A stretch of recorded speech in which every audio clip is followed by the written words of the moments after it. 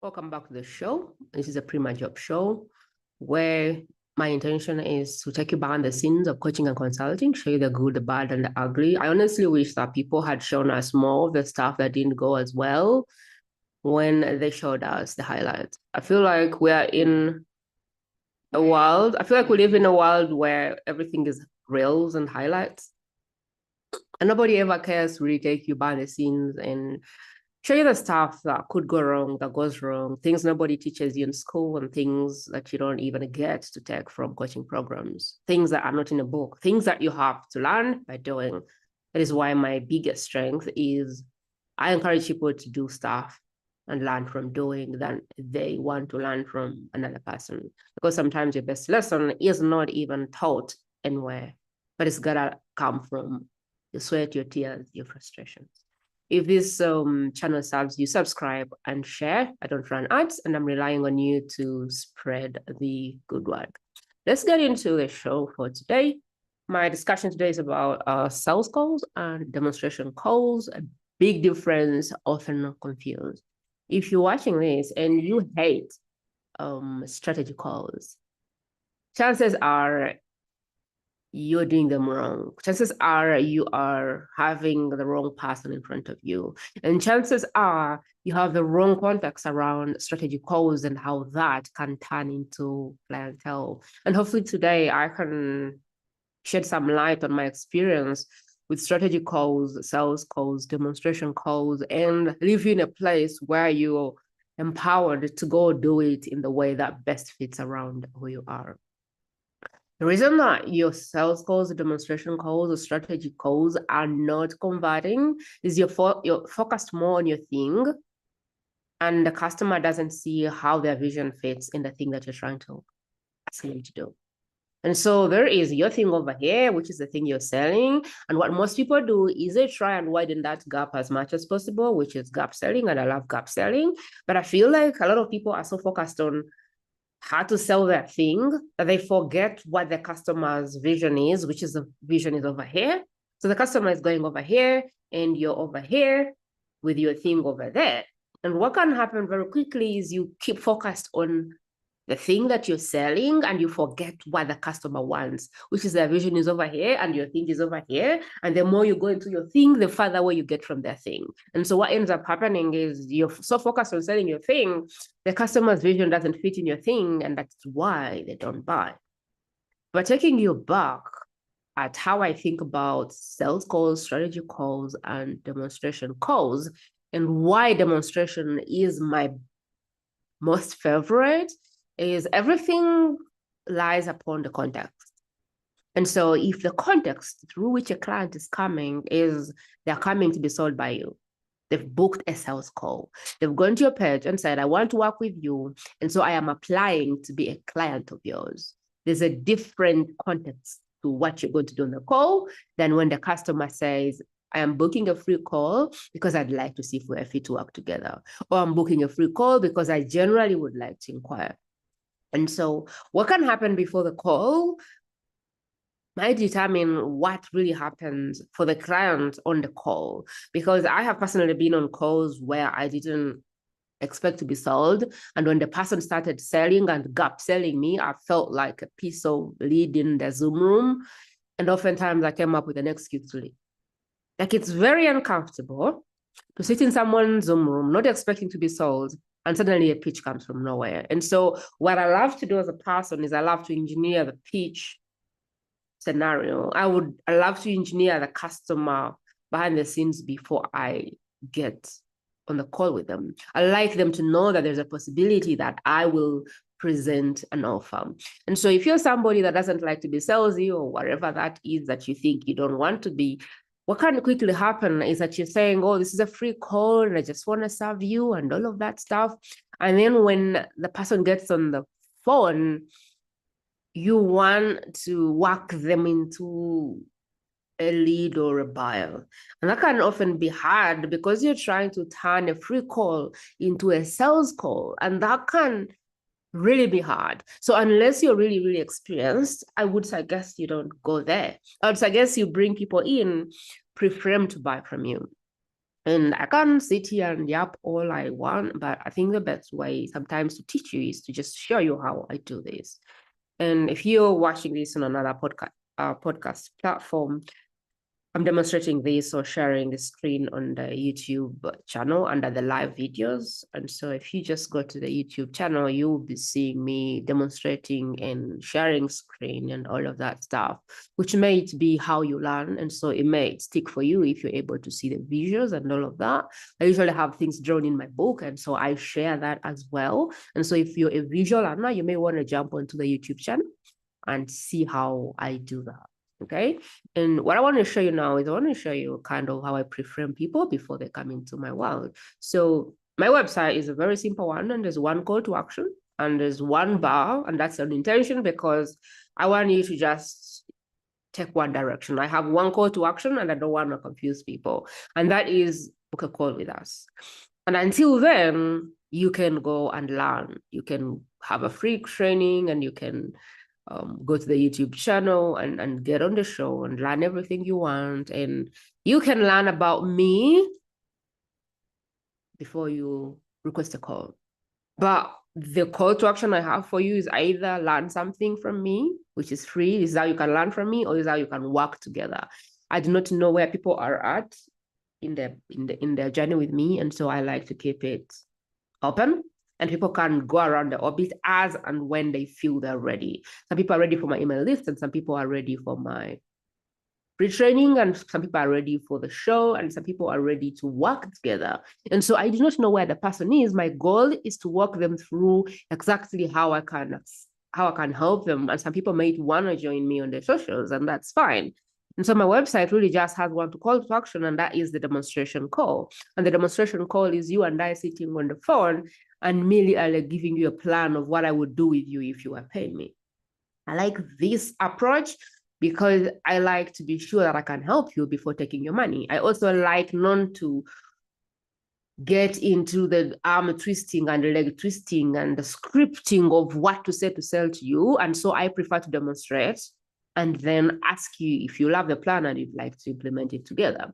But that's also primarily because I sell higher ticket items, and I know that higher ticket items are less about the stacking and all of that, and more about the confidence that I can actually help them by the plan I give them. And so for me, I like to get people on the call, demonstrate what I can do for them before I sell to them. And so when someone clicks on this button, they're going to get a context to the call and what they can expect on the call. And I suggest that you do that because if people come in when they are not pre-framed, they might not be in the mindset of buying. They might not know that the pitch is coming. They might not know that you have something to offer. When you generally go to the market and say, I have free calls, people expect a free call. And when you try to turn that into a sales call, it can be achy. And I know that the more experienced you are, you can turn that into a sales call. But for most of the people I work with, they're not sales pros. They're not gurus at sales. And so they would like to sell in the most simple way that they can. And so what I do here is I am pre-framing the person. This is my story. I became a business coach, I saved my mother, and I never stopped coaching. And then I go, this is some of the stuff that I've done. So this is pre-framing you into seeing the kind of results that I've been able to produce. And then this is more like, whereas this is money results, this is an income disclaimer because I can't promise you that I can get you results. Only if you work the strategy can you get the results. And so I want people to come in not saying I'm going to give them 100 grand because I really can't. And the feds don't want me to do that either. And so I have to protect myself. And then here is kind of the offer. This is what I have for you. I want you to book a call. This is what the call will do for you. On that call, you and I will create a plan to take you from where you are to where you're going. And if you like the plan, I might suggest that you become my private client. If you don't like the plan, no problem. I hope this is making sense. And so I am pre-framing what people can expect. This is what I want you to do next. I want you to click on this link. I want you to request for a call. I want you to answer all of the questions, and we are going to look at that and either cancel the call or take the call. And so when they come here, they answer questions. And I will look at these questions, or somebody will, but usually I like to look at these questions, and I will decide who I want to speak to and who I don't want to speak to. And so some people I can help, some people I can't help. And so what I like to do is come here and go, I can help this person, or I can't help this person, and I just take the courtesy to email them and cancel. And all I'm saying here is that you need to reframe that call. And so instead of saying, I give free calls to you if you're trying to come from here to here, I want you to start saying, if you are trying to solve a problem around XYZ, which is my expertise, I'd like to offer you an opportunity to sit on a call and to create a plan with you to solve that problem. And if you like, in the rare case that you don't like the plan, no problem. You don't have to pay for that call. But if you like the plan and you would love me to help you implement it, I may present an offer. Let people know that they're going to be pitched. And that removes the awkwardness of really turning a sales call into, turning a free call into a sales call. Now, let's dive into the difference between the sales call and the demonstration call, which most people like to call the strategy call, but I like to call it the demonstration call because I'm not really just looking for the gap. I am helping someone co-create a plan with them of exactly what I would do if they paid me. And if they like the plan, then they hire me to implement the plan if they think it's a fit. And so I want to show you this. In sales calls, really, you can sell in many ways, but the way that I personally know how to sell is through the gap. And selling through the gap is more like, what's your dream? The person tells you their dream and where are you right now? And then they tell you what's in the way, like why aren't they there? And so most of my coaches who I work with want to either make the first 100 grand or next 100 grand, or they want to make like a few times that. So maybe they want to make like 200 or 500,000 or whatever. Whatever they're trying to make is, there's a gap, there's a reason why they're not there. And so that would be like, where are you trying to go, which is 100 grand? Okay, where are you right now? I'm making 5K a month. Okay, why do you think you're not there? And that is going to open up what they think is a problem for them.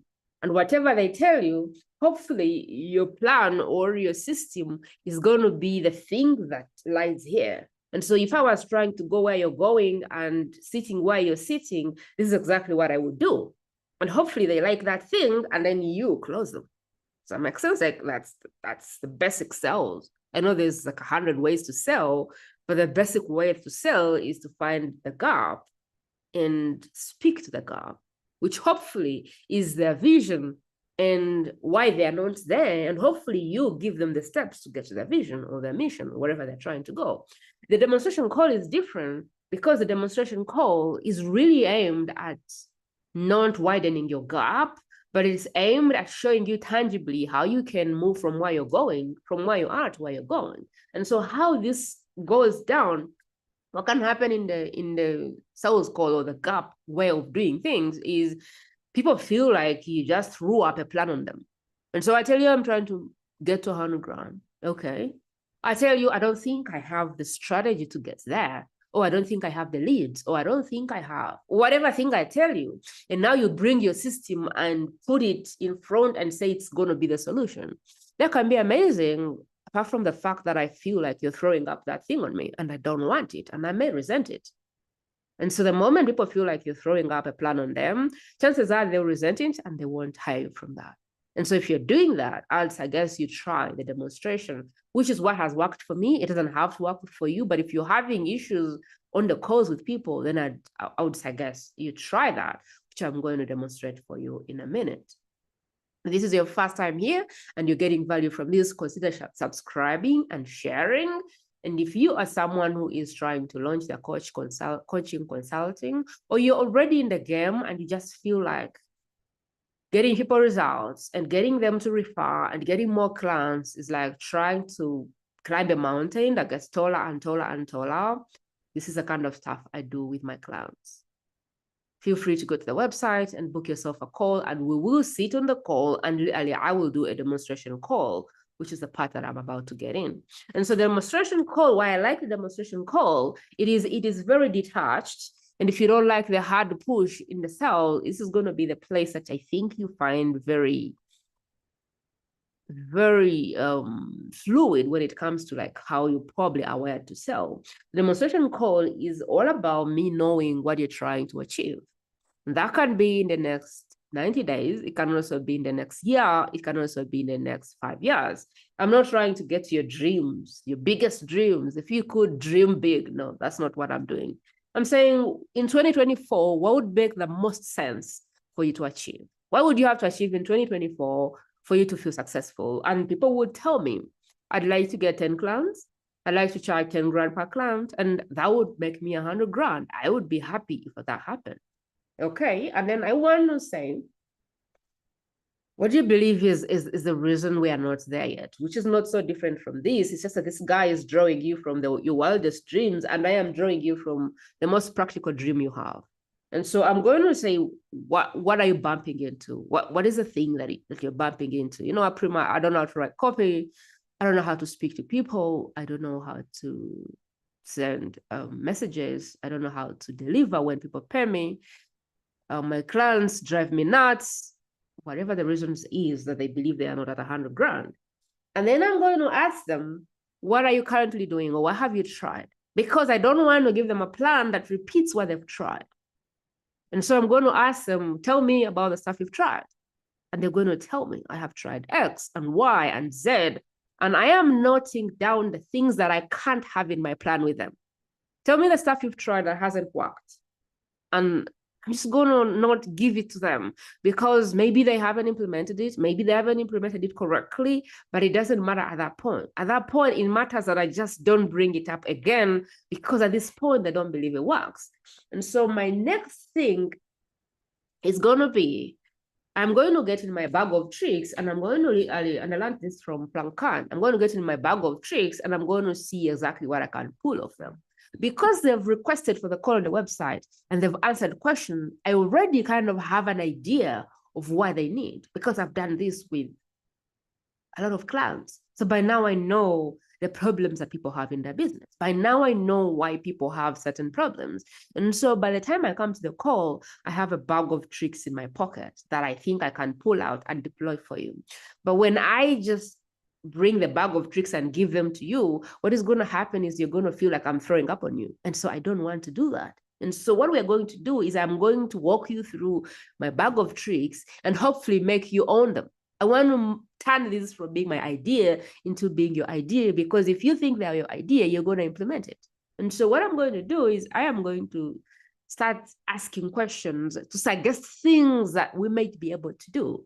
So if you're trying to get to 100 grand, and you've only tried to do attraction marketing to this point, and everybody that is coming to you is from Uganda or India or whatever country has the worst currency, and you don't like you're attracting, the problem is you're attracting freebie seekers, time bumpers, people who can't afford you, people who want you to reduce your prices, assuming this was your problem, and you're thinking, I'm just attracting the wrong people. They can't pay what I want. The people in my program are not getting results, and all of those things you tell me. And I see what you've tried. I may begin to ask you questions. Have you ever tried strategically getting in front of your audience, maybe through being a speaker on podcast? And they might say, oh no, like I have really never tried. I've always tried to use Facebook. Like, oh, would you be opposed to, do you think if you went on a podcast and you invited people to a free call, you'd be able to convert them? And most people will say, yeah, like I just need people on the call. Like I don't have enough leads on the call. Okay. And then I will ask them questions based on the things I have in my pocket. If you move from having unqualified people on the strategy call, so if we got the lead magnet that you're already sending out, which is working well, maybe they have a lead magnet and a lot of people want it, but then when they get to the call, they have unqualified people. I might say something like, what if we sold something inexpensive to the lead? Do you think we'd be able to pull out someone that is more qualified? What if we qualify the leads more? Because a lot of people have the wrong people on the sale call because they don't qualify them. You can sell people something, you can ask them questions, which is like application, and you can qualify them by questions. Like when people come to my sales calls, there's a question that says, how much are you making in your business? That question is meant to let me know if you're making money or not. There's a question that says, if everything was a fit for you, if Prima was amazing for you, are you looking to actively invest in yourself? And people answer that question. And if somebody's not looking to invest in themselves, maybe we're not going to have the call. Does that make sense? Like, there's questions I am going to ask to help me understand if this person can convert into a customer or not. And sometimes I will want to build goodwill. And so even if you say you're not looking to invest right now, I may give you a call. But sometimes I want something else. Sometimes I want conversion. And so I'm going to only spend time with people who are looking to actively invest in mentorship. And so there is a way to qualify people. And so I can ask that question like, do you think that if we asked better questions and we had a qualified person on the call, you'd convert them? And some people would say, yes. And some people, they're trying to sell in DMs when really their superpower could be selling on the phone. But somehow they've been told that to be leveraged, you have to sell in DMs, which I don't think is wrong. I think if you have the time to write a lot of content and qualify your audience and serve them for time and time and time, that you can sell high ticket items in DMs. I just think that if people don't know you enough, sitting with them on a call is going to help you move them from cold to sword faster. And so some people really have the skill and the advantage to do that. But instead, what are they doing? They're trying to get people to buy in DMs, and it's not working because they don't know what they're doing in DMs. And so I say, what if we move the strategy from like selling in DMs to sitting on the phone and giving somebody a plan? Do you think that that's something you would do? And they go, yeah, of course, that's something I could do. So I will ask them questions to ascertain what they're open to and what they're not open to. All I want is that they say, yeah, I would be open to trying that. And if they say, I'm not open to trying that, no problem. If they are sitting there waiting for leads to come to them and they're probably fair and new in the business and nobody knows them and nobody cares what they have to say, nobody is going to them, I may go, what if we stopped sitting around and started strategically send out an outreach message, which is not a sales pitch, but just an outreach message delivering value to somebody else to introduce ourselves, our ideal people who we want to work with? Would you be open to that? And they'll either tell me no or yes. But what I'm looking for is, what are they open for? And what are they not open to? And so I have this bag of tricks, and I will keep pulling out one trick and asking them the questions, because remember, I had a very good idea coming in. But coming in, I really needed to ask them questions to confirm if truly the things I have in my bag of tricks are going to work with them. And that is why I have to ask them, what have you tried? Because I don't want to bring the thing that they've tried. And so by the end of all of this, I have a very good idea about the things they're open to and the things they're not open to. And so the plan we've created is going to be something that they love. And so in the end, I'm going to say, well, based on what we've spoken, I think that these things would be the immediate things that I would implement. Blank, blank, blank, blank, blank, blank. How do you feel about this plan? And if I've done a good job of listening and only giving them the things they're open to, they're going to say, I love it. I can implement it. I think I want to implement it. And my only question at that point is this something you can fly off and do, or do you want my help implementing? Okay, I'll say, do you need help implementing this plan? And I keep quiet. And they're going to tell me yes. Or they're going to tell me, I'm going to try and do it on my own. Thank you for giving me all of this value, which is fine. Most people will go and try to implement it, and they will see some level of result, and they will come back and say, you know, the plan helped me get a client or 2 or 3, and now I want you to really help me implement all of it. And some people may just go and never come back, and that's fine. But there is going to be a fraction of people that say, yes, absolutely, I want to implement this plan with you. And those people, I will give them an offer. If they object to the offer, I usually don't do so much with objection handling. I may answer a question of 2, but if you're still whining and giving me objections, I think my answer is bye. Like, it's an hour or so we've spent building a plan. I'm happy to answer questions because everyone has objections. But if the objection is more like coming from a trust place, if it's coming from a place of you not trusting that I can help you, if it's coming from a place of you not being sold on a plan, if it's coming from a place of you don't trust me to be your expert, honestly, I am not going to try and bend you to buy my offer. Because for me, the real work begins when you buy my offer. And so I don't want to say to someone who is not sure that I can help them, if it makes sense. And for me, you believing that I can help you is half of my job as a coach. Because at the end of it all, after you pay me, now my work begins. And if I can't help you get results, then I have failed. And if you sell to people who don't believe you can help them, then you will struggle to grow your coaching and consulting business. If you have to convince someone that you're good enough, you will have to convince them to implement the plan. And if people don't implement the plan, you won't be able to change their life. And so I hope this really helped you understand the difference between sales calls and demonstration calls. And I hope that from there, you can take something out of it and decide if you gotta do sales calls, which I think are amazing. But people need to be in that mindset of this is a sales call and I am applying to work with this person. And so like I have a calendar, which is like apply to work with Prima. And that is a sales call. But even on a sales call, I like to do the plan thing. On a sales call, I like to know, I know you're here to see how we can work together. But before that, I'd like to create a plan with you to just see if that's something you'd like to implement, because I'd like to just be sure that we can work together. Okay. And that's just how I do it. Like, I don't like to get somebody and try to, get them to the close. I like to give them a tangible plan. And off of that, we can go into the sale. If you're trying to do sales calls straight off, that is okay. But just reframe that and let people know that they're applying to work with you, and let people know that it's a sales call and they're coming to be pitched. But if you frame it as a free call, if you frame it as a strategy call, if you frame it as a demonstration call, then I would play a different game. But I would still preframe them. I would still say, I'll help you. And if I feel like we're fit to work together, if I feel like I can really change your life, I'll give you an offer. Like, people still need to come in knowing that they're getting an offer, so that when you present your offer, they're not shocked or they don't feel betrayed. So if you've been hating doing strategy calls, I hope that this helps you kind of understand how to add a few things, remove a few things to have less friction. And if you like help with this, primajope.com, request conversation, and we should be able to sit on a call, and I'll personally demonstrate what I can do for you, and you can possibly learn how to do that by how I do it. I hope this was helpful to you. I will see you in the next episode. Until then, subscribe.